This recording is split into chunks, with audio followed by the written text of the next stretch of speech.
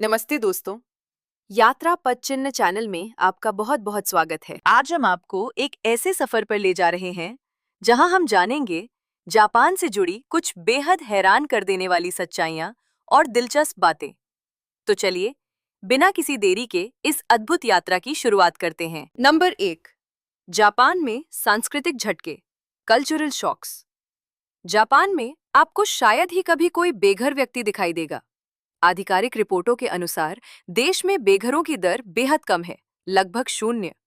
हालांकि ये तब असंभव लगता है जब आप विचार करते हैं कि सबसे विकसित राष्ट्र भी पूरी तरह से बेघरठी को खत्म नहीं कर पाए हैं। सच तो ये है कि जापान में वे गायब नहीं होते, वे बस छिप जाते हैं। जापानी संस्कृति में बेघर होना न केवल गरीबी का संकेत है, बल्कि इसे एक व्यक्तिगत विफलता भी माना जाता है, विशेष रूप से पुरुषों के लिए। सम्मान को भूख से अधिक महत्व दिया जाता है, इसलिए कई लोग चुपचाप रहना चुनते हैं, सार्वजनिक स्थानों से बचते हैं, भीख नहीं मांगते, सड़कों पर नहीं सोते हैं और अपनी स्थिति को छिपाने की पूरी कोशिश करते हैं। केवल संस्कृति ही है अनुपस्थिति पैदा नहीं करती है। जापान की कानूनी प्रणाली और शहरी डिजाइन भी उन्हें नजरों से दूर धकेलने में योगदान करते हैं। सार्वजनिक रूप से भीख मांगने को एक उपद्रव माना जा सकता है। लोगों को रात भर सोने से रोकने के लिए कई पार्ट जल्दी बंद हो जाते हैं और यहाँ तक कि सार्वजनिक बेंच भी अक्सर घुमावदार होते हैं या उनके बीच में आर्मरेस्ट होते हैं, जिससे लेटना असंभव हो जाता है। जापानी सड़कों पर चलते समय एक और चौंकाने वाली बात जिस पर आप ध्यान देंगे वो ये है कि सार्वजनिक कूड़ेदान कितने दुर्लभ हैं। टोक्यो सबवे पर 1995 के सरीन गैस हमले के बाद सरकार ने सुरक्षा को मजबूत करने और खतरनाक सामग्रियों को छिपाने से रोकने के लिए अधिकांश सार्वजनिक कचरे के डिब्बे हटा दिए। तब से कूड़ेदानों की संख्या सीमित बनी हुई है। ये केवल आवश्यक स्थानों जैसे ट्रेन स्टेशनों, सुविधा स्टोर, कन्वीनियंस स्टोर्स या वेंडिंग मशीनों के सामने पाए जाते हैं। लेकिन जो बात सचमुच आश्चर्यजनक है वो ये है कि जापान की सड़कें अभी भी उल्लेखनीय रूप से बेदाग और साफ हैं। यदि लोगों के पास कचरा होता है तो वे लापरवाही से फेंकने के बजाय उसे एक बैग में रख लेते हैं और निपटाने के लिए घर ले जाते हैं। पर्यावरण को साफ रखना एक व्यक्तिगत जिम्मेदारी मानी जाती है और इसके लिए किसी चेतावनी की आवश्यकता नहीं होती है। जापान में एक और सांस्कृतिक झटका इसकी भूमिगत अंडरग्राउंड दुनिया से संबंधित है। जो लोग नहीं जानते उनके लिए बता दें कि जापान के संगठित अपराध समूहों को याकुजा कहा जाता है और दुनिया भर के कई आपराधिक संगठनों की तरह उनके यहाँ पूरे शरीर पर टैटू बनवाने की परंपरा है। लेकिन जो बात उन्हें अलग करती है वो ये है कि याकुजा टैटू अत्यधिक कलात्मक होते हैं।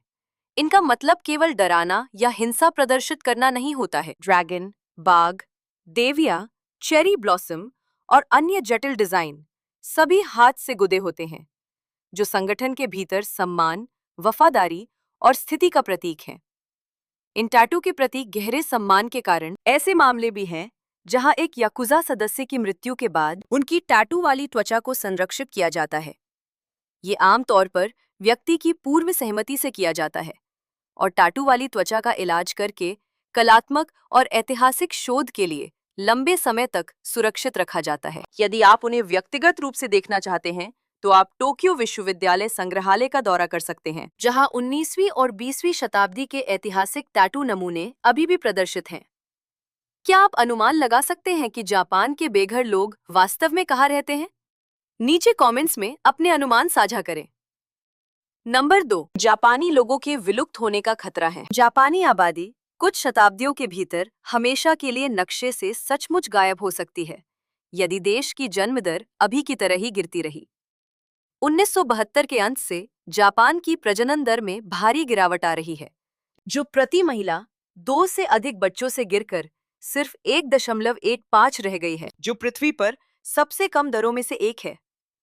हर साल 15 लाख 1.5 मिलियन से अधिक लोगों का निधन हो जाता है, जबकि केवल 7,70,000 बच्चे पैदा होते हैं, जिसका अर्थ है कि जनसंख्या प्रति वर्ष लगभग 8 लाख लोगों की दर से सिकुड़ रही है। यदि ये प्रवृत्ति नहीं बदलती है तो वर्ष 2720 तक पर्यटकों का स्वागत करने के लिए यामानाशी प्रांत में 14 वर्ष से कम आयु का केवल एक जापानी बच्चा बचा हो सकता है। और वास्तव में आपको इस वास्तविकता को देखने के लिए 2720 तक प्रतीक्षा करने की आवश्यकता नहीं है, क्योंकि अभी भी जापान के कई गांवों में लगभग कोई बच्चे नहीं हैं और वे धीरे धीरे नक्शे से गायब हो रहे हैं। ऐसा ही एक स्थान तोकुशिमा प्रांत की इया घाटी में नागोरो गांव है। ये कभी 300 से अधिक निवासियों का घर था, लेकिन अब 30 से भी कम बचे हैं, जिनमें से अधिकांश 70 वर्ष से अधिक उम्र के हैं। 1 दशक से अधिक समय से वहां एक भी बच्चा पैदा नहीं हुआ है। स्थानीय स्कूल को बंद करना पड़ा क्योंकि वहां कोई छात्र नहीं बचा था। इस भयानक खालीपन को भरने के लिए एक बुजुर्ग महिला ने हाथ से 350 से अधिक पुतले स्केरेक्रोज बनाए और उन्हें पूरे गांव में उन लोगों का प्रतिनिधित्व करने के लिए रखा जो या तो मर चुके हैं, कहीं और चले गए हैं। ये अनुमान है कि 2040 तक नवजात शिशुओं की कमी के कारण जापान में लगभग 500 कस्बे और गांव प्रशासनिक मानचित्र से पूरी तरह गायब हो जाएंगे। जापानी सरकार ने स्थिति को उलटने के लिए प्रसव सब्सिडी बढ़ाने और माता-पिता की छुट्टी पेरेंटल लीव बढ़ाने से लेकर एआई संचालित मैच मेकिंग जैसे विज्ञान कथा जैसे लगने वाले तरीकों तक लगभग सब कुछ आजमाया है। अविवाहित लोगों को केवल अपनी जानकारी दर्ज करने की आवश्यकता होती है और एआई उनके लिए जीवन साथी खोजने का ध्यान रखता है। हालांकि परिणाम उल्लेखनीय नहीं रहे हैं, लेकिन उम्मीद के कुछ संकेत मिले हैं। अकेले साइतामा प्रांत में हाल के वर्षों में 300 से अधिक जोड़ों ने एआई प्रणाली के माध्यम से अपने साथी पाए हैं। कुछ स्थानीय सरकारें और भी आगे जा रही हैं, जो उन छोटे बच्चों वाले परिवारों को मुफ्त घर दे रही हैं या शून्य लागत पर किराए पर दे रही हैं, जो स्थानांतरित होने के इच्छुक हैं। कुछ क्षेत्रों में वे प्रत्येक नवजात शिशु के लिए $15,000 से $20,000 तक की सब्सिडी भी प्रदान करते हैं। बहुविवाह, पॉलीगैमी को वैध बनाने या हाल ही में 5 लाख युवा भारतीयों को जापान में रहने और काम करने की अनुमति देने की योजना जैसे और भी अपरंपरागत विचार हैं। सरकार का कहना है कि ये श्रम की कमी की भरपाई के लिए है, लेकिन ऑनलाइन अटकलों से पता चलता है कि इन भारतीय सज्जनों से जन्म दर बढ़ाने में मदद की भी उम्मीद की जाती है। इस जन्म दर संकट से बचने के जापान के प्रयासों के बारे में आप क्या सोचते हैं? नीचे अपने विचार साझा करें। नंबर 3, जापानी महिलाएं पुरुषों पर खूब खर्च करती हैं। जापानी महिलाएं अपनी शैली के लिए दुनिया भर में प्रसिद्ध हैं, जो सुरुचिपूर्ण और अप्रतिरोध्य रूप से प्यारी दोनों है। वे तेज या मोहक सुंदरता के पीछे नहीं भागती हैं, बल्कि इसके बजाय कावई पर ध्यान केंद्रित करती हैं, जिसका अर्थ है मीठा, युवा आकर्षण। उनकी चिकनी गोरी त्वचा और प्राकृतिक रूप से मुलायम बालों से लेकर उनके सौम्य और शालीन फैशन विकल्पों तक स्त्रीत्व और यौवन को उजागर करने के लिए हर विवरण पर सावधानीपूर्वक विचार किया जाता है। दिलचस्प बात यह है कि कई जापानी महिलाएं अपनी वास्तविक उम्र से बहुत छोटी दिखती हैं, और आपको ये जानकर आश्चर्य हो सकता है कि जो महिला हाई स्कूल की छात्रा जैसी दिखती है, वो वास्तव में 30 के दशक में हो सकती है। ये सिर्फ उनकी उपस्थिति नहीं है, उनकी आवाजें भी एक विशेष प्रकार का हथियार है। जोर से या बलपूर्वक बोलने के बजाय जापानी महिलाएं अक्सर धीरे, स्पष्ट और थोड़ी ऊंची पिच के साथ बोलना चुनती हैं, जिससे एक मीठा, सुखद स्वर पैदा होता है, जो एक सुखदायक संगीत सुनने जैसा लगता है। यहाँ तक कि उनके चलने का तरीका भी उनके अनूठे आकर्षण का एक महत्वपूर्ण हिस्सा है। कई जापानी महिलाओं के पास चलने की एक सिग्नेचर शैली होती है, जिसे पिजन टोड के रूप में जाना जाता है, जिसका अर्थ है कि जब वे चलती हैं तो उनके पैर के अंगूठे हमेशा की तरह समानांतर या बाहर की ओर होने के बजाय थोड़ा अंदर की ओर होते हैं। यह हर कदम को छोटा, शर्मीला और थोड़ा संकोची बनाता है, मानो वे जीवन में नाजुक ढंग से दबे पांव चल रही हों। कुछ लोगों का मानना है कि पारंपरिक जापानी बैठने और घुटने टेकने की मुद्राओं ने समय के साथ धीरे धीरे उनकी हड्डी की संरचना को आकार दिया है। लेकिन मुख्य कारण ये है कि जापानी महिलाओं को लगता है कि जब वे इस तरह से चलती हैं, तो वे अधिक प्यारी और अधिक स्त्रैण, फेमिनिन दिखती हैं। बहुत से लोग सोचते हैं कि जापानी महिलाएं शर्मीली और संकोची होती हैं, लेकिन वास्तव में वे आपकी अपेक्षा से कहीं अधिक खुले विचारों वाली होती हैं। उदाहरण के लिए, आप शायद विश्वास नहीं करेंगे कि वे एक आदमी पर सिर्फ इसलिए हजारों डॉलर खर्च करने को तैयार हैं ताकि वह उनसे बात करे, है ना? वास्तव में जापान में होस्ट क्लब्स नामक स्थान हैं जो बार होते हैं, जहां सुंदर, अच्छे व्यवहार वाले पुरुषों को केवल बैठने, ड्रिंक परोसने, चैट करने और महिला मेहमानों को कमरे में सबसे खास व्यक्ति महसूस कराने के लिए भुगतान किया जाता है। आश्चर्य की बात यह है कि जापानी महिलाएं इस अनुभव पर अविश्वसनीय मात्रा में पैसा खर्च करने को तैयार हैं।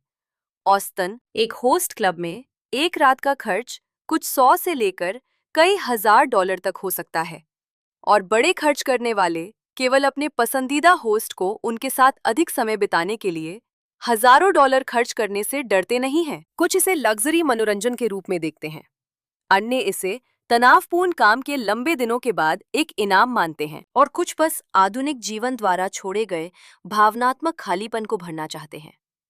क्या आप जापानी महिलाओं के प्रेम जीवन और व्यक्तित्व के अधिक दिलचस्प पहलुओं की खोज करना चाहेंगे? यदि हाँ, तो नंबर 1 कमेंट करें और हम आपके लिए और खुलासा करेंगे। नंबर 4, जापान में भिक्षु मांस खा सकते हैं और शादी कर सकते हैं। जब धर्म की बात आती है तो जापान दुनिया के सबसे जटिल देशों में से एक है। जापानी लोगों का मूल धर्म शिंतो है, जो आबादी का लगभग 70% हिस्सा है। शिंतो मान्यता में जानवरों और नदियों से लेकर पहाड़ों और यहाँ तक कि बहती हवा में भी एक आत्मा होती है, और वो पूजनीय है। शिंतो की एक और अनूठी विशेषता ये है कि ये पूरी तरह से बहुदेववादी धर्म है, जबकि दुनिया भर के कई प्रमुख धर्म जैसे कि ईसाई धर्म या इस्लाम एक सर्वोच्च देवता में विश्वास करते हैं। शिंतो में 80 लाख देवता हैं और उनमें से कोई भी सर्वोच्च स्थान नहीं रखता है। हालांकि शिंतो के साथ साथ जापान की लगभग 67% आबादी भी बौद्ध धर्म का अभ्यास करती है। आप सोच सकते हैं कि यदि शिंतो पहले से ही 70% है, तो बौद्ध धर्म 67% कैसे हो सकता है ना? यही बात जापान को खास बनाती है। यहाँ के लोग धर्म को एक विशेष विकल्प के रूप में नहीं, बल्कि अपनी संस्कृति और दैनिक जीवन के हिस्से के रूप में देखते हैं। परिणाम स्वरूप कई जापानी एक ही समय में शिंतो और बौद्ध धर्म दोनों का अभ्यास करते हैं, और कुछ बिना किसी विरोधाभास के ईसाई धर्म का भी पालन करते हैं। इसके अलावा जापान में बौद्ध धर्म की कई अनूठी विशेषताएं हैं, जो इस धर्म के बारे में आप जो जानते हैं उससे बहुत भिन्न है। उदाहरण के लिए, जापान में एक भिक्षु शादी कर सकता है, बच्चे पैदा कर सकता है, मांस खा सकता है, शराब पी सकता है, और फिर भी हमेशा की तरह अपना धार्मिक अभ्यास जारी रख सकता है। जापान में कई मंदिर परिवार की संपत्ति की तरह पीढ़ी दर पीढ़ी सौंपे जाते हैं, ठीक एक विरासत में मिले पेशे की तरह। इसके अतिरिक्त जापान में आज कई मंदिर वास्तविक व्यवसायों की तरह काम करते हैं। उनके पास वेबसाइटें और मोबाइल ऐप हैं, और वे अंतिम संस्कार और विवाह समारोहों से लेकर ध्यान कक्षाओं, योग सत्रों और यहाँ तक कि ऑनलाइन लकी चार्म की बिक्री तक सेवाओं की एक विस्तृत श्रृंखला प्रदान करते हैं। कुछ मंदिर कैफेज भी खोलते हैं या कार्यक्रमों के लिए अपने स्थान किराए पर देते हैं। 20वीं सदी से जापान में अपनी मान्यताओं और शिक्षाओं के साथ कई नए धर्म भी उभरे हैं। वे चरम या खतरनाक नहीं हैं, लेकिन अपने विश्वास को फैलाने के उनके तरीके काफी परेशान करने वाले हो सकते हैं। कुछ समूह अक्सर जीवन की सच्चाई या आत्मा को बचाने के तरीकों के बारे में बात करने के लिए अजनबियों के दरवाजे खटखटाते हैं। अन्य लोग सड़क पर लोगों से संपर्क करते हैं और उन्हें मुफ्त ध्यान सत्रों में आमंत्रित करते हैं। यदि आप उन्हें स्पष्ट रूप से मना नहीं करते हैं, तो इस बात की अच्छी संभावना है कि वे अगले दिन फिर से पूछने आएंगे। बहुत से लोग कहते हैं कि उन्हें एक ही महीने में कई बार एक ही धार्मिक समूह से हस्तलिखित पत्र या फ्लायर्स मिले हैं। उनकी दृढ़ता का स्तर कभी-कभी ऐसा महसूस कराता है कि आप धार्मिक मिशनरियों के बजाय किसी मार्केटिंग टीम के साथ व्यवहार कर रहे हैं। ये समूह केवल जापानी लोगों को ही लक्षित नहीं करते हैं, बल्कि जापान में रहने और काम करने वाले विदेशियों तक भी पहुंचते हैं। वे विभिन्न भाषाओं में सामग्री तैयार करते हैं, और कुछ लोगों ने साझा किया है कि जब उन्होंने जापानी न समझने का नाटक किया, तब भी उन्हें उनकी अपनी मातृभाषा में लिखी गई एक किताब सौंप दी गई। भिक्षुओं के मांस खाने और शादी करने के बारे में आप क्या सोचते हैं? नीचे कमेंट्स में अपने विचार साझा करें। नंबर 5, जापान में अजीबोगरीब सेवाएं। जापान में यदि आप किसी के साथ ब्रेकअप करने की हिम्मत नहीं जुटा पा रहे हैं, तो ऐसे लोग हैं जो आपके लिए ये करेंगे।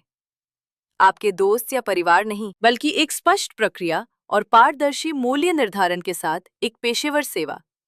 आपको बस आवश्यक जानकारी प्रदान करनी होगी और वे आपकी ओर से आपके पूर्व प्रेमी/प्रेमिका से मिलेंगे।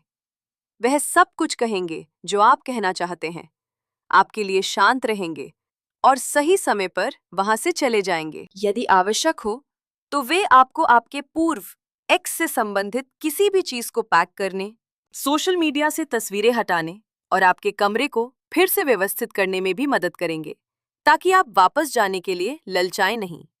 और यदि आपका रिश्ता समाप्त नहीं हुआ है, लेकिन आपने कोई गलती की है, जैसे कि धोखा देना, काम के लिए देर होना या कुछ ऐसा कहना जिससे कोई परेशान हो गया हो, तो जापान माफी सेवाएं, अपॉलजी सर्विसेज भी प्रदान करता है। जिस व्यक्ति को आप काम पर रखते हैं, वह दूसरे पक्ष से मिलेगा, उचित कोण पर झुकेगा, स्थिति के लिए सही शब्दों का उपयोग करेगा और अत्यंत व्यावसायिकता के साथ पूरी जिम्मेदारी लेगा।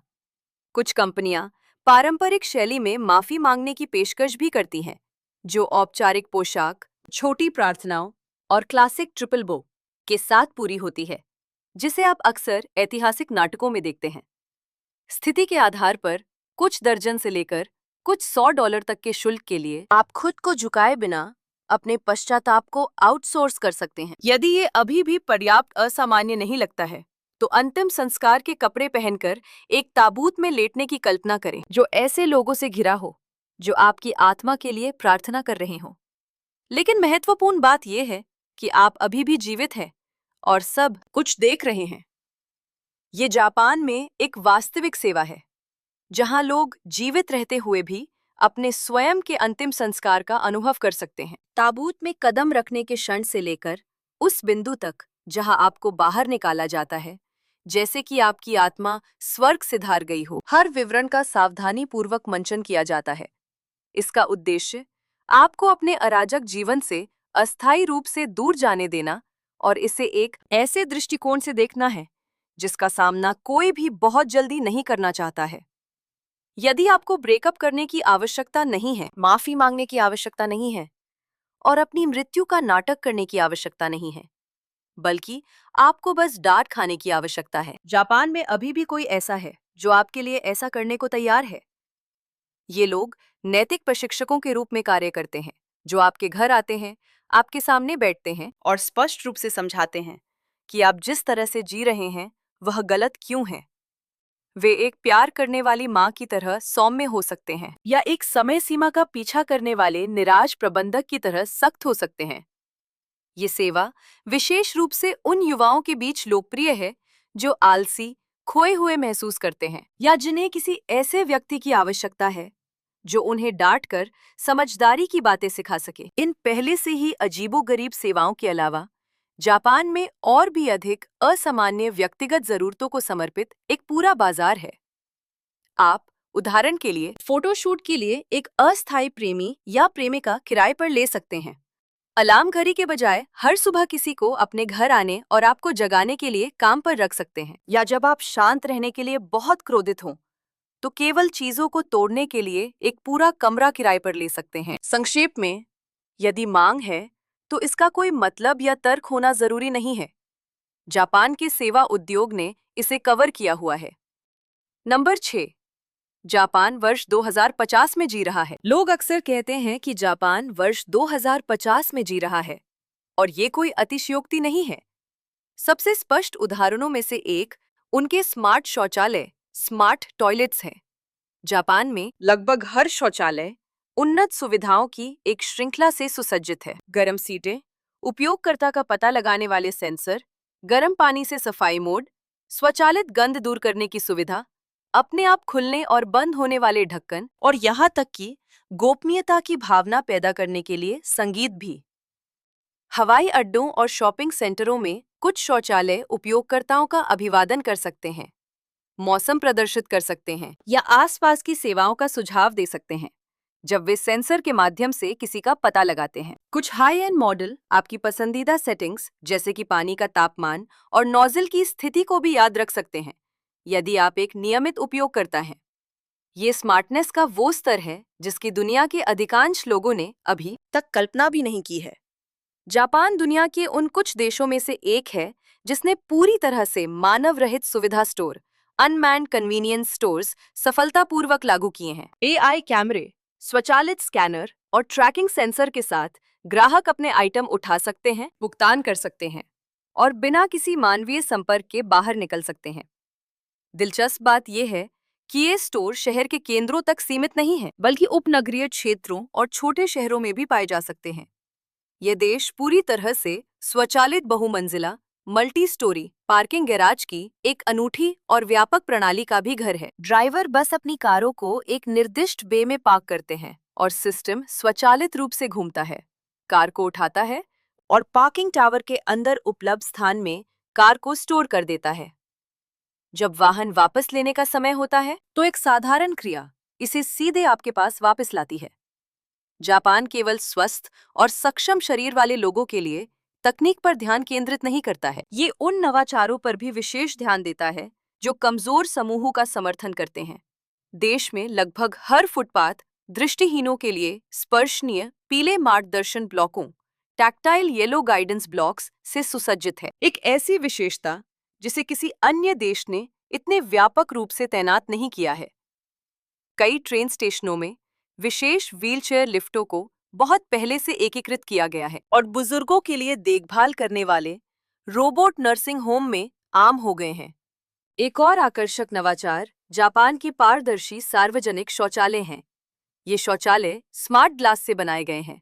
जब कोई अंदर नहीं होता तो दीवारें पूरी तरह से पारदर्शी होती हैं, जिससे राहगीर अंदर देख सकते हैं और जांच सकते हैं कि सुविधा साफ है या नहीं। लेकिन एक बार जब कोई प्रवेश करता है और दरवाजा बंद कर देता है तो ग्लास तुरंत अपारदर्शी हो जाता है, जिससे पूरी तरह गोपनीयता सुनिश्चित होती है। एक और उल्लेखनीय आविष्कार सेल्फ हीटिंग और एंटी आइसिंग स्ट्रीट सिस्टम है। सपोरो और होकाइडो जैसे ठंडे शहरों में भूमिगत पाइपों के माध्यम से सड़क की सतह के नीचे लगातार गर्म पानी पंप किया जाता है, जिससे बर्फ गिरते ही पिघल जाती है। ये वाहनों को सुरक्षित रूप से चलने में मदद करता है और पैदल चलने वालों को फिसलने से रोकता है। इस प्रणाली के लिए धन्यवाद। लंबी और कठोर सर्दियों के दौरान भी कई अन्य देशों की तरह मैन्युअल रूप से बर्फ हटाने की आवश्यकता के बिना जापानी सड़कें साफ और सुरक्षित रहती हैं। क्या आप सहमत हैं कि ये देश बाकी दुनिया से दशकों आगे है? यदि आप ऐसा मानते हैं तो नीचे नंबर 2 कमेंट करें। नंबर 7, जापान की अप्रत्याशित सैन्य शक्ति। बहुत से लोग अभी भी जापान को केवल एक आर्थिक महाशक्ति मानते हैं, जिसकी सैन्य शक्ति बहुत कम है। लेकिन ये नहीं भूलना चाहिए कि ये वही राष्ट्र है जो कभी दुनिया की सबसे दुर्जय सैन्य शक्तियों में से एक था। द्वितीय विश्व युद्ध के प्रकोप के लिए एक प्रत्यक्ष उत्प्रेरक था। युद्ध के बाद जापान एक शांतिवादी संविधान से बंधा हुआ था, जिसने उसे एक नियमित सेना के बजाय केवल आत्मरक्षा बलों को बनाए रखने की अनुमति दी। कागजों पर जापान के पास लगभग 2,47,000 सक्रिय सैन्यकर्मी हैं, एक ऐसी संख्या जो प्रमुख सैन्य शक्तियों द्वारा उतारे गए लाखों सैनिकों की तुलना में कमजोर लग सकती है।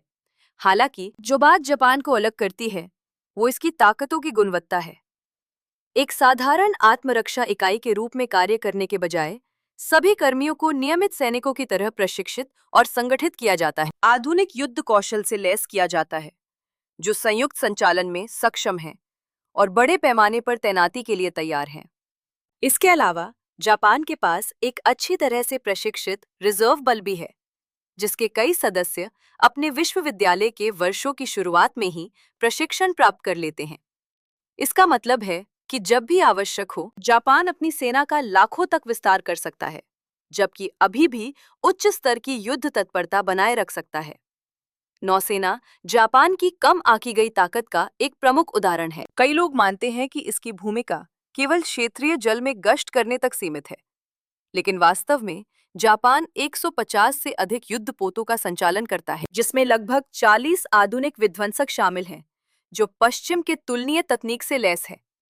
इसके 2 बड़े हेलीकॉप्टर वाहक कभी केवल हेलीकॉप्टरों को ले जाने में सक्षम थे, लेकिन उन्हें हाल ही में नए उड़ान डेक और विशेष समर्थन प्रणालियों के साथ अपग्रेड किया गया है, जो F-35B लड़ाकू जेट को उड़ान भरने और उतरने की अनुमति देते हैं। परिणाम स्वरूप वे अब वास्तविक विमान वाहक के रूप में कार्य करते हैं, जो जापान को अपने तटों से बहुत दूर सैन्य शक्ति प्रोजेक्ट करने में सक्षम बनाते हैं।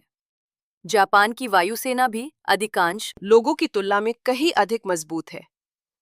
देश वर्तमान में 400 से अधिक लड़ाकू जेट विमानों का संचालन करता है, जिनमें 120 से अधिक F-35S शामिल हैं।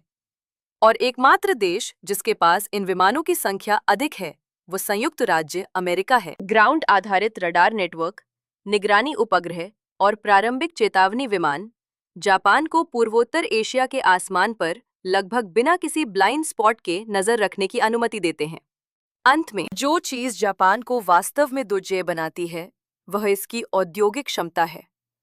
दुनिया के 40% से अधिक उच्च सटीक मशीन टूल्स जापान में निर्मित होते हैं, जो सभी प्रकार के उन्नत हथियारों के उत्पादन की रीढ़ बनते हैं। प्रमुख निगम कुछ ही हफ्तों में अपनी उत्पादन लाइनों को कारों या नागरिक रोबोटों से टैंकों और मिसाइलों में बदल सकते हैं, और 50 लाख से अधिक इंजीनियरों और कुशल टेक्नीशियनों के साथ जापान अधिकांश अन्य देशों की तुलना में तेजी से सैन्य उत्पादन बढ़ा सकता है। नंबर 8, दुनिया का सबसे अधिक आबादी वाला राजधानी शहर टोक्यो पृथ्वी पर सबसे घनी आबादी वाला शहरी क्षेत्र है, जिसके बृहत्तर महानगरीय क्षेत्र में 3.7 करोड़ 37 मिलियन से अधिक लोग रहते हैं। यदि यह जापान से स्वतंत्र होता तो केवल वह संख्या एक अलग देश बनाने के लिए पर्याप्त होती। फिर भी दिलचस्प बात यह है कि शहर में लगभग कभी ट्रैफिक जाम का अनुभव नहीं होता है। परिवहन स्विस घड़ी की तरह सुचारू रूप से चलता है, और यहाँ तक कि व्यस्त समय के दौरान भी सब कुछ लगभग अविश्वसनीय स्तर की व्यवस्था के साथ चलता है। यदि आप टोक्यो की भीड़ के घनत्व को अपनी आंखों से देखना चाहते हैं, तो शिबुया क्रॉसिंग पर जाएं। केवल एक ग्रीन लाइट साइकिल में एक साथ 3000 से अधिक लोग सड़क पार कर सकते हैं, जिससे एक पूरी तरह से संगठित अराजकता पैदा होती है, जो केवल टोक्यो ही दे सकता है। बहुत से लोगों को यह एहसास नहीं है कि टोक्यो को तकनीकी रूप से एक शहर के रूप में वर्गीकृत नहीं किया गया है। प्रशासनिक रूप से इसे 2 के रूप में नामित किया गया है, जिसका अर्थ है एक विशेष महानगरीय क्षेत्र। टोक्यो में कोई एक शहर की सरकार नहीं है, बल्कि यह दर्जनों आसपास के उपग्रह शहरों के साथ 23 केंद्रीय वार्डों से बना है। सीधे शब्दों में कहें तो टोक्यो कई छोटे शहरों को मिलाकर बनाया गया एक मेगा महानगर है। इसलिए जब कोई कहता है मैं टोक्यो में रहता हूं, तो वे वास्तव में शहर के केंद्र से कई दर्जन किलोमीटर दूर रह रहे हो सकते हैं। सांस्कृतिक रूप से टोक्यो पूरे जापान के एक लघु संस्करण की तरह है।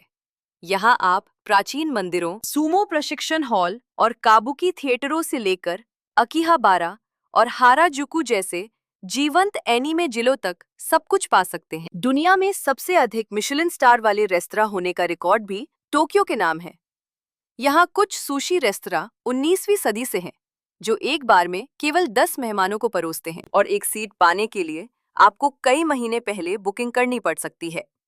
टोक्यो में सार्वजनिक परिवहन एक और विशेषता है जो आगंतुकों को आश्चर्यचकित कर देती है। शहर में पृथ्वी पर सबसे जटिल सबवे और हाई स्पीड ट्रेन नेटवर्क है, जिसमें 13 से अधिक मुख्य लाइनें और सैकड़ों स्टेशन हैं। ये हर एक दिन में लगभग 4 करोड़ यात्रियों को सेवा प्रदान करता है, जो कनाडा की पूरी आबादी से भी बड़ी संख्या है। यहाँ ट्रेनों का 1 मिनट लेट चलना भी दुर्लभ माना जाता है, और अगर ऐसा होता है तो स्टेशन आपको अपने बॉस को दिखाने के लिए माफी की पर्ची जारी करेगा। और यहाँ कुछ और भी दिलचस्प है। टोक्यो सिर्फ जमीन के ऊपर मौजूद नहीं है। सतह के नीचे एक दूसरा टोक्यो स्थित है, जहाँ सैकड़ों किलोमीटर की सुरंगें शॉपिंग सेंटरों, ट्रेन स्टेशनों, मॉल्स और कार्यालय परिसरों को जोड़ती हैं। यहाँ के लोग बिना बाहर कदम रखे पूरे दिन काम पर जा सकते हैं, लंच कर सकते हैं और खरीदारी कर सकते हैं। नंबर 9, जापान में नाइट लाइफ। नाइट लाइफ संस्कृति जापान में जीवन का एक अनिवार्य हिस्सा है, और ये कहना कोई अतिशयोक्ति नहीं है कि इस देश में दुनिया के सबसे जीवंत और विविध रात्रिकालीन दृश्यों में से एक है। जब शहर की लाइटें चालू होती हैं, तो इज़ाकाया भरना शुरू हो जाते हैं और काम के बाद इकट्ठा होने के स्थान बन जाते हैं। ये पारंपरिक जापानी पब है जहां लोग स्वतंत्र रूप से खा, पी और बातचीत कर सकते हैं। इज़ाकाया में मेनू आमतौर पर बहुत विविध होता है, जिसमें सेक, उमेसु और सोचू जैसे पेय के साथ-साथ यकिटोरी, एडामे बीन्स और विभिन्न ताज़ा साशिमी जैसे स्नैक्स की एक विस्तृत श्रृंखला पेश की जाती है। कई इज़ाकाया एक दिलचस्प सुविधा नोमी होदाई प्रदान करते हैं, जिसका अर्थ है कि आप एक निर्धारित समयावधि के भीतर जितना चाहें उतना पी सकते हैं। ये दोस्तों या सहकर्मियों के समूहों के लिए एक पसंदीदा विकल्प है जो बिल के आसमान छूने की चिंता किए बिना मजा जारी रखना चाहते हैं। जापानी नाइट लाइफ का एक और अनिवार्य हिस्सा कराओके है। ये वो जगह है जहां मनोरंजन की अवधारणा को एक अलग स्तर पर ले जाया जाता है, क्योंकि कोई भी एक बड़ी स्क्रीन, माइक्रोफोन और बहुभाषी गीत लाइब्रेरी से सुसज्जित एक निजी कमरे में गायक बन सकता है। कराओके के अलावा टोक्यो और ओसाका जैसे प्रमुख शहर विभिन्न प्रकार की शैलियों वाले बार और क्लबों से भरे हुए हैं। आरामदायक क्राफ्ट बियर पब और सुरुचिपूर्ण विस्की बार से लेकर शिंजुकु, रोप्पोंगी और डोटोनबोरी जैसे क्षेत्रों में जीवंत नाइट क्लबों तक। जो लोग शराब पसंद नहीं करते हैं, उनके लिए देर रात के मंगा कैफे, सुबह सुबह तक खुले रहने वाले आर्केड और बॉलिंग, बिलियर्ड्स और डार्ट्स वाले मनोरंजन केंद्र हैं। कुछ स्थान तो दिन के 24 घंटे काम करते हैं। इन लोकप्रिय विकल्पों के अलावा जापान कई अनोखे रात्रिकालीन अनुभव भी प्रदान करता है। कुछ संग्रहालय, एक्वेरियम और पार्क देर तक खुले रहते हैं, जिससे आगंतुकों को अंधेरे के बाद पूरी तरह से अलग दृष्टिकोण मिलता है। टोक्यो स्काईट्री जैसे अवलोकन डेक आपको ऊपर से रोशनी के लुभावने समुद्र को देखने देते हैं, जबकि नदियों या खंडियों पर रात्रिकालीन क्रूज शहर की रोशनी में टोक्यो का एक चकाचौंध भरा दृश्य प्रकट करते हैं। सर्दियों के दौरान रोशनी के त्योहार सड़कों को एक परी कथा वाले परिदृश्य में बदल देते हैं, और जो लोग अधिक रोमांच की तलाश में हैं, वे इसके शिखर से सूर्योदय देखने के लिए रात में माउंट फूजी पर चढ़ना चुनते हैं। एक कारक जो जापान की नाइट लाइफ को विशेष रूप से आकर्षक बनाता है, वो इसकी सुरक्षा है। जापान दुनिया में सबसे कम अपराध दर वाले देशों में से एक है, इसलिए सड़कों की खोज करना या नाइट लाइफ गतिविधियों का आनंद लेना पूरी मन की शांति के साथ किया जा सकता है। सार्वजनिक परिवहन प्रणाली लगभग आधी रात या सुबह 1:00 बजे तक चलती है, और सुबह की पहली ट्रेन के प्रस्थान तक कई मनोरंजन स्थल खुले रहते हैं। नंबर 10, रहस्यमय स्थान जो अस्पष्टीकृत बने हुए हैं। राजसी माउंट फूजी की तलहटी में एक विशाल हरा भरा जंगल है जो ऊपर से शांत दिखाई देता है, लेकिन जापानी इसे जुकाई कहते हैं, जबकि बाकी दुनिया इसे कहीं अधिक खौफनाक नाम आओकीगहारा, सुसाइड फॉरेस्ट के नाम से जानती है। आओकीगहारा एक ऐसी जगह के रूप में कुख्यात है जहां कई लोगों ने अपना जीवन समाप्त करने का विकल्प चुना है। द्वितीय विश्व युद्ध के अंत के बाद से यहां आत्महत्याओं की संख्या हर साल इस हद तक बढ़ गई है कि पुलिस को विभिन्न प्रवेश द्वारों पर चेतावनी के संकेत लगाने पड़े, जिन पर संदेश लिखे थे जैसे जीवन कीमती है और अपने परिवार के बारे में सोचें। लेकिन जो बात इस जंगल को अजीब बनाती है, वो केवल दिल दहला देने वाली कहानियां नहीं हैं। जो लोग इसमें उद्यम करते हैं, वे अक्सर रिपोर्ट करते हैं कि उनके इलेक्ट्रॉनिक उपकरण खराब हो जाते हैं, कंपास अनियंत्रित रूप से घूमते हैं और जीपीएस सिस्टम सटीक रूप से काम करने में विफल रहते हैं। वैज्ञानिक जमीन के नीचे अत्यधिक चुंबकीय ज्वालामुखीय चट्टान की ओर इशारा करते हुए इसे समझाते हैं, लेकिन बहुत से लोगों का मानना है कि ये अभी भी वहां मंडरा रही हजारों बेचैन आत्माओं की नकारात्मक ऊर्जा के कारण होता है। स्थानीय गाइड अक्सर आगंतुकों को अकेले जंगल में प्रवेश न करने और बाहर निकलने का रास्ता चिन्हित करने के लिए रस्सियां लाने की सलाह देते हैं, क्योंकि कुछ लोग पेड़ों के इस समुद्र में भटक गए और कभी वापस नहीं आए। आओकीगहारा न केवल इसके चारों ओर मौजूद भूतों की कहानियों के कारण भयानक है, बल्कि उन अजीब शारीरिक घटनाओं के कारण भी है जो इसकी गहराई में लोगों को विचलित कर देती हैं। यदि आओकीगहारा अपनी अस्पष्टीकृत घटनाओं के लिए जाना जाता है, तो फुकुओका प्रांत में इनुनाकी गांव अपने अस्तित्व में न होने के कारण जापानी कल्पना को सताता है। आधिकारिक मानचित्रों पर आपको इनुनाकी नाम का कोई गांव नहीं मिलेगा, फिर भी स्थानीय लोगों का जोर है कि यह वास्तविक है। किंवदंती है कि ये गांव कभी बाहरी दुनिया से अलग थलग एक समुदाय का घर था। एक दिन अज्ञात कारणों से पूरी आबादी बिना किसी निशान के गायब हो गई। जब सरकार ने क्षेत्र के माध्यम से एक राजमार्ग बनाया, तो आधिकारिक मानचित्रों ने पूरी तरह से गांव को ऐसे छोड़ दिया जैसे कि इसका कभी अस्तित्व ही ना हो। हालांकि जिन लोगों ने इनुनाकी को खोजने की हिम्मत की है, उनका कहना है कि जैसे जैसे वे जंगल में गहराई तक जाते हैं, उन्हें कहीं न जाने वाली सड़कें, अजीबोगरीब संकेत मिलते हैं, जिन पर लिखा होता है, यहाँ कानून की कोई शक्ति नहीं है, और परित्यक्त घर, जिन्हें कोई छूने की हिम्मत नहीं करता। जो बात इस स्थान को और भी रहस्यमय बनाती है, वो ये है कि इनुनाकी माने जाने वाले क्षेत्र में प्रवेश करने पर फोन सिग्नल और जीपीएस लगभग पूरी तरह से गायब हो जाते हैं। किसी ने भी कभी भी इस बात का निश्चित प्रमाण नहीं दिया है कि ये गांव अस्तित्व में था। फिर भी क्षेत्र का पता लगाने की कोशिश करते समय लापता हुए लोगों की संख्या केवल रहस्य को गहरा करती है। जापानी सरकार ने कभी भी गांव के अस्तित्व की पुष्टि या खंडन नहीं किया है, और शायद यही बात इसे इतना भयानक बनाती है। नंबर 11, जापान के सबसे असामान्य त्योहार। जापान के सबसे अजीब त्योहारों में कनमारा मात्सुरी निश्चित रूप से शीर्ष के करीब है।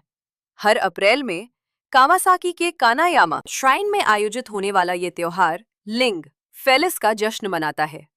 ये सुनने में अजीब लग सकता है, लेकिन ये घटना वास्तव में 17वीं शताब्दी की है, और इसकी जड़ें प्रजनन क्षमता, सुखी विवाह और व्यापार में समृद्धि की प्रार्थनाओं से जुड़ी हैं। इस त्योहार का मुख्य आकर्षण लकड़ी, धातु या यहाँ तक कि विशाल कैंडी से बनी विशाल लिंग के आकार की वस्तुओं वाली परेड है, जिसे जीवंत संगीत और उत्साहवर्धक भीड़ के साथ सड़कों से ले जाया जाता है।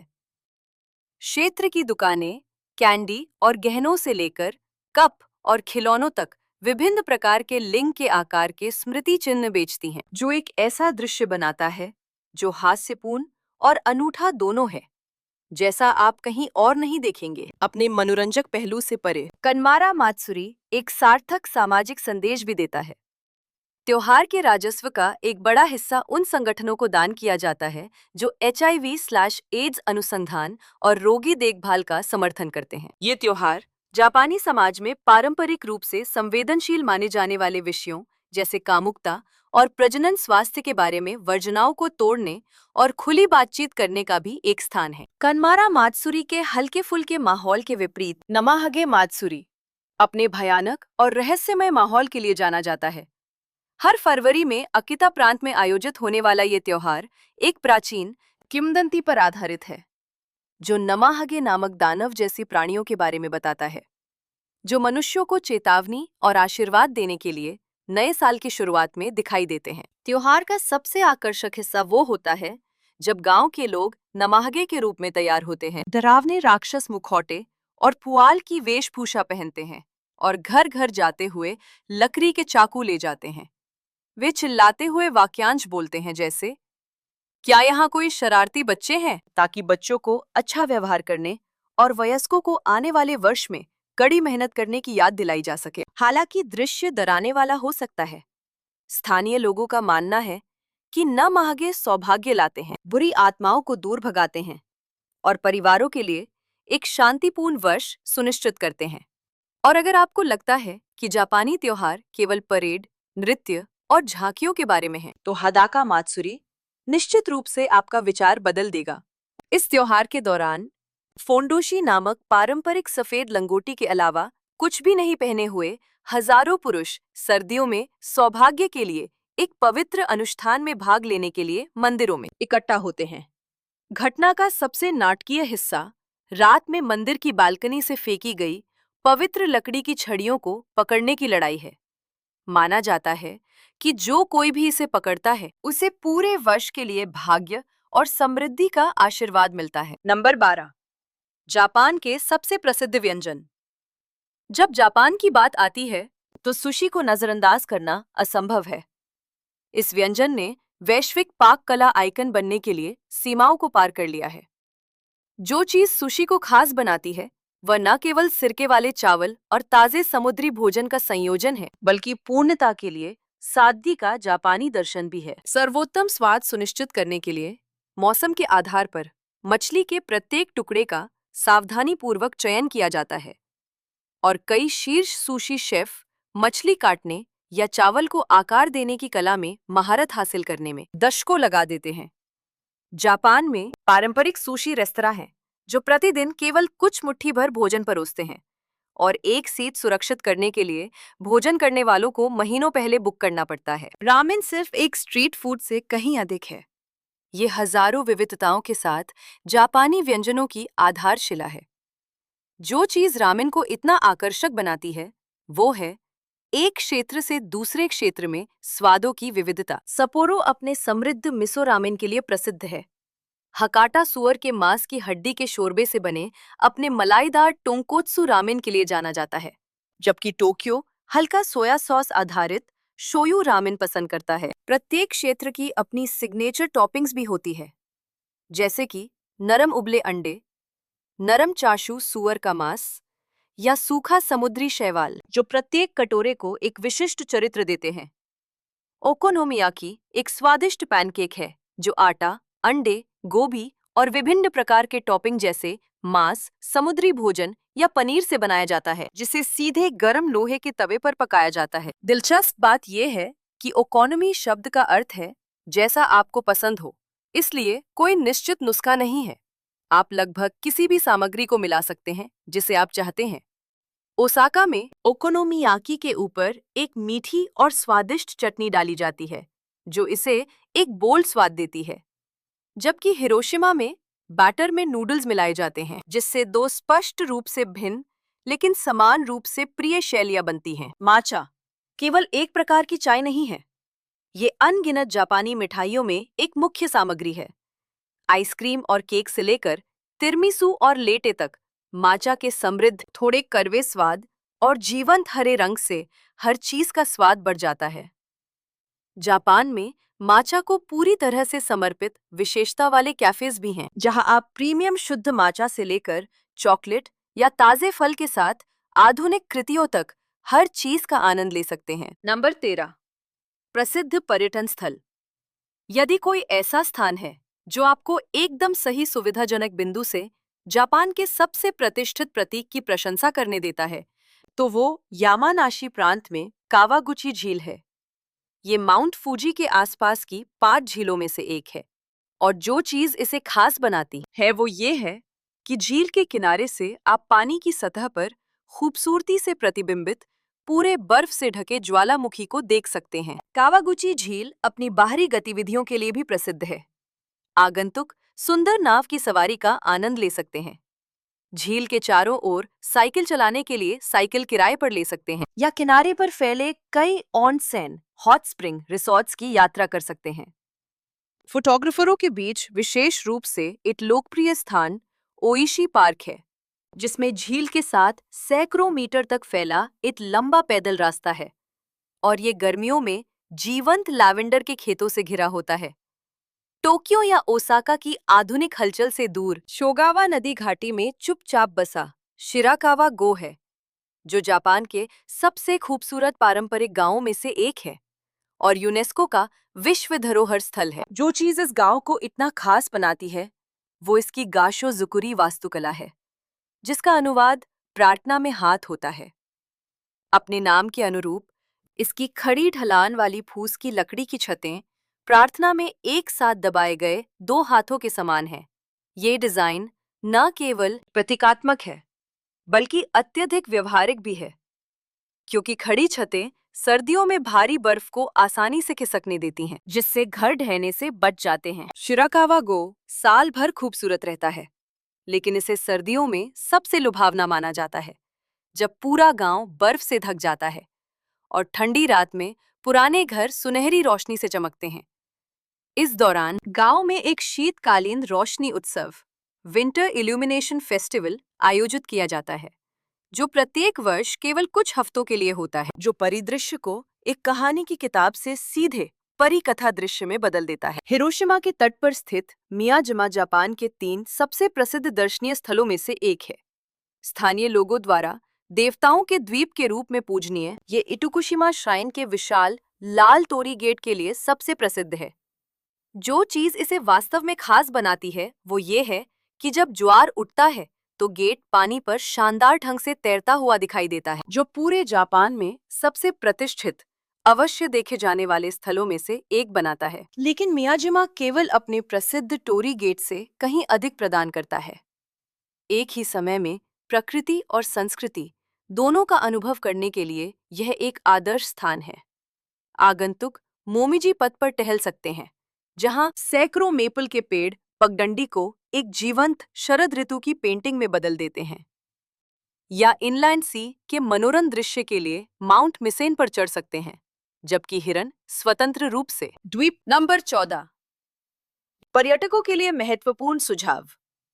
जब वे जापान आते हैं तो आगंतुकों को अक्सर जो चीजें सबसे पहले हैरान करती है उन इस हद तक कि आप जाने अनजाने में कोई सामाजिक गलती कर सकते हैं। सबवे ट्रेनों में जोर से बोलना, हेडफोन के बिना संगीत सुनना या खाना पीना सभी अभद्र माने जाते हैं।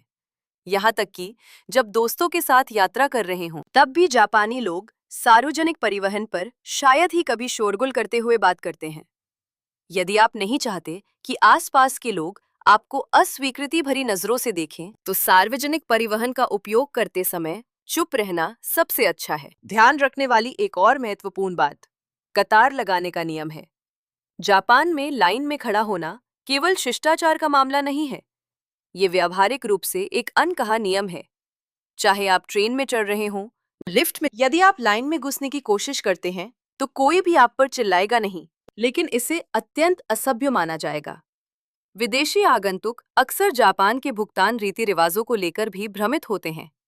कई दुकानों और रेस्तरां में कर्मचारी सीधे आपके हाथ से पैसे नहीं लेंगे। इसके बजाय आपसे ये उम्मीद की जाती है कि आप नकद काउंटर पर एक छोटी सी ट्रे पर रखें ताकि वे इसकी जांच कर सकें और आपका छुट्टे वापस कर सकें। इसे सम्मान का संकेत और अनावश्यक शारीरिक संपर्क से बचने का एक तरीका माना जाता है। इसलिए अगर कर्मचारी आपसे पैसे लेने के लिए हाथ नहीं बढ़ाते हैं तो आश्चर्यचकित न हो। अंत में पर्यटकों से होने वाली ठगी से सावधान रहें।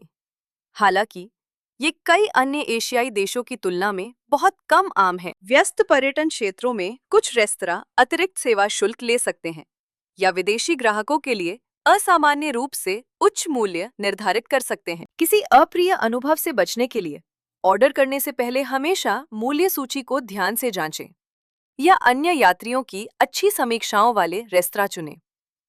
नंबर 15, जापान में रहने की लागत। यदि आप जापान में अध्ययन करने, काम करने या लंबे समय तक बसने की योजना बना रहे हैं, तो रहने की लागत को समझना तैयारी के लिए सबसे महत्वपूर्ण चीजों में से एक है। टोक्यो या ओसाका जैसे प्रमुख शहरों में मासिक खर्च कई अन्य स्थानों की तुलना में काफी अधिक हो सकता है, खासकर यदि आप शहर के केंद्र के करीब रहना चाहते हैं। एक मध्य क्षेत्र में एक बेडरूम की अपार्टमेंट की लागत आमतौर पर प्रति माह लगभग $800 से $1,200 होती है, जो ट्रेन स्टेशनों और पूरी सुविधाओं तक सुविधाजनक पहुंच प्रदान करती है। यदि आप स्कूल या काम से दूर रहने के इच्छुक हैं, तो अपार्टमेंट के आकार और गुणवत्ता के आधार पर किराया बहुत अधिक किफायती हो सकता है, जो लगभग $400 से $700 तक हो सकता है। जापान की सार्वजनिक परिवहन प्रणाली को दुनिया की सबसे कुशल प्रणालियों में से एक माना जाता है। छोटी यात्राओं के लिए टिकट की कीमत लगभग $1 से $2.5 तक होने के साथ ट्रेनें परिवहन का मुख्य साधन है। दैनिक यात्रियों के लिए लगभग $70 से $100 का मासिक पास खरीदना एक अधिक किफायती विकल्प है। इसके अतिरिक्त साइकिलें एक लोकप्रिय विकल्प हैं, विशेष रूप से शांत इलाकों या काम के करीब के क्षेत्रों में। भोजन का खर्च आपकी जीवन शैली के आधार पर भिन्न होता है। यदि आप सुपरमार्केट से किराने का सामान उपयोग करके घर पर खाना बनाते हैं, तो आप भोजन पर प्रति माह लगभग $200 से $300 खर्च करने की उम्मीद कर सकते हैं। दूसरी ओर, यदि आप अक्सर बाहर खाते हैं, तो कैजुअल भोजनालयों जैसे रामेन की दुकानों, बीफ बाउल रेस्तरां या करी स्थानों पर भोजन की कीमत आमतौर पर लगभग $4 से $6 होती है, जबकि अधिक औपचारिक रेस्तरां में भोजन करने पर प्रति भोजन $10 से $20 तक खर्च हो सकता है। कुल मिलाकर आवास, परिवहन और भोजन को ध्यान में रखते हुए जापान में रहने वाले एक व्यक्ति को जीवन का एक आरामदायक स्तर बनाए रखने के लिए आमतौर पर प्रति माह लगभग $1,200 से $1,500 की आवश्यकता होती है। और ये जापान के बारे में 15 आकर्षक तथ्य हैं। उम्मीद है इन 15 तथ्यों ने आपको इस उल्लेखनीय देश पर एक नया दृष्टिकोण दिया होगा। अगर आपको यह वीडियो मददगार लगा हो तो लाइक करना, सब्सक्राइब करना और नोटिफिकेशन बेल दबाना ना भूलें ताकि आप हमारी अगली यात्राओं को मिस ना करें। आपको कौन सा तथ्य सबसे ज्यादा प्रभावित कर गया? नीचे कमेंट करें। हम आपके विचार जानना चाहेंगे। जानकारी केवल संदर्भ के लिए है, इसलिए कोई भी निर्णय लेने से पहले कृपया अपना स्वयं का शोध करें। यात्रा पथ चिन्ह के साथ इस सफर में जुड़ने के लिए आपका बहुत बहुत धन्यवाद। फिर मिलेंगे एक नई यात्रा में।